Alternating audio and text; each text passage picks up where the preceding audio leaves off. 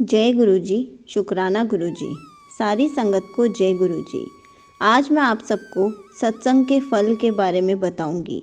बहुत ही अच्छी इन्फॉर्मेशन दूंगी इस वीडियो में, इसलिए वीडियो को लाइक करके चैनल को सब्सक्राइब कर देना और कमेंट्स में जय गुरु जी लिखना मत भूलना। संगत जी, एक मजदूर था। मजदूर तो था, साथ ही साथ किसी संत महात्मा का प्यारा भी था। सत्संग का प्रेमी था। उसने शपथ खाई थी, मैं उसी का बोझ उठाऊंगा, उसी की मजदूरी करूंगा जो सत्संग सुनेगा अथवा मुझे सुनाएगा। प्रारंभ में ही यह शर्त रख देता था, जो सहमत होता उसका काम करता। एक बार कोई सेठ आया तो इस मजदूर ने उसका सामान उठाया और सेठ के साथ वह चलने लगा। जल्दी जल्दी में शर्त की बात करना भूल ही गया। आधा रास्ता कट गया तो बात याद आ गई। उसने सामान रख दिया और सेठ से बोला, सेठ जी, मेरा नियम है कि मैं उन्हीं का सामान उठाऊंगा जो कथा सुनावे या सुने। अतः आप मुझे सुनाओ या मुझसे सुनो। सेठ को ज़रा जल्दी थी। वह बोला, तुम ही सुनाओ। मजदूर के वेश में छुपे हुए संत की वाणी से कथा निकली। मार्ग तय होता गया। सेठ के घर पहुँचे तो सेठ ने मजदूरी के पैसे दे दिए। मजदूर ने पूछा, क्यों सेठ जी, सत्संग याद रहा? सेठ जी ने जवाब दिया, हमने तो कुछ सुना ही नहीं।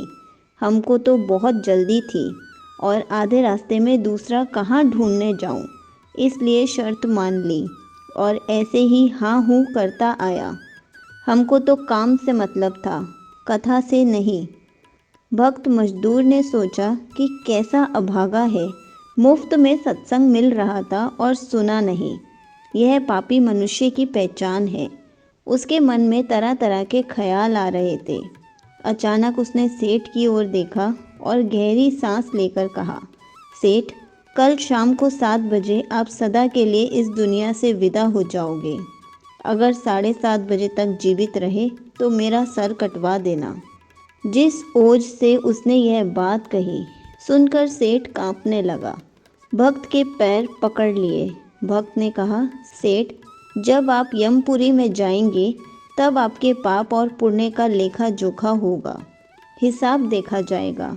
आपके जीवन में पाप ज़्यादा है, पुण्य कम है।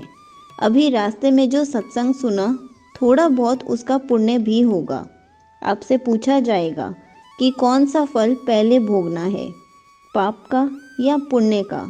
तो यमराज के आगे स्वीकार कर लेना कि पाप का फल भोगने को तैयार हूँ, पर पुण्य का फल भोगना नहीं है, देखना है। पुण्य का फल भोगने की इच्छा मत रखना। मरकर सेठ पहुँचे यमपुरी में। चित्रगुप्त जी ने हिसाब पेश किया। यमराज के पूछने पर सेठ ने कहा, मैं पुण्य का फल भोगना नहीं चाहता और पाप का फल भोगने से इनकार नहीं करता। कृपा करके बताइए कि सत्संग के पुण्य का फल क्या होगा। मैं वह देखना चाहता हूँ। पुण्य का फल देखने की तो कोई व्यवस्था यमपुरी में थी ही नहीं। पाप पुण्य के फल भुगताए जाते हैं, दिखाए नहीं जाते। यमराज को कुछ समझ में नहीं आया। ऐसा मामला तो यमपुरी में पहली बार आया था। यमराज उसे ले गए धर्मराज के पास। धर्मराज भी उलझन में पड़ गए।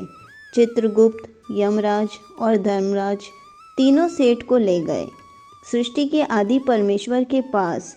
धर्मराज ने पूरा वर्णन किया। परमपिता मंद मंद मुस्कुराने लगे और तीनों से बोले, ठीक है, जाओ अपना अपना काम संभालो। सेठ को सामने खड़ा रहने दिया। सेठ बोला, प्रभु, मुझे सत्संग के पुण्य का फल भोगना नहीं है, अपितु देखना है। प्रभु बोले, चित्रगुप्त, यमराज और धर्मराज जैसे देव आदर सहित तुझे यहाँ ले आए और तू मुझे साक्षात देख रहा है, इससे अधिक और क्या देखना है। एक घड़ी आधी घड़ी, आधी में पूनी आध। तुलसी सत्संग साध की, हरे कोटि अपराध। जो 4 कदम चलकर सत्संग में जाता है तो यमराज की भी ताकत नहीं उसे हाथ लगाने की। सत्संग श्रवण की महिमा इतनी महान है। सत्संग सुनने से पाप, ताप, कम हो जाते हैं। पाप करने की रुचि भी कम हो जाती है। बल बढ़ता है, दुर्बलताएं दूर होने लगती हैं। अगर आपको गुरुजी से रिलेटेड कुछ भी पूछना है तो आप कमेंट्स में पूछ सकते हैं। मैं उसका आंसर कमेंट में रिप्लाई करके या फिर वीडियो बनाकर ज़रूर दूंगी। जय गुरुजी, शुक्राना गुरुजी।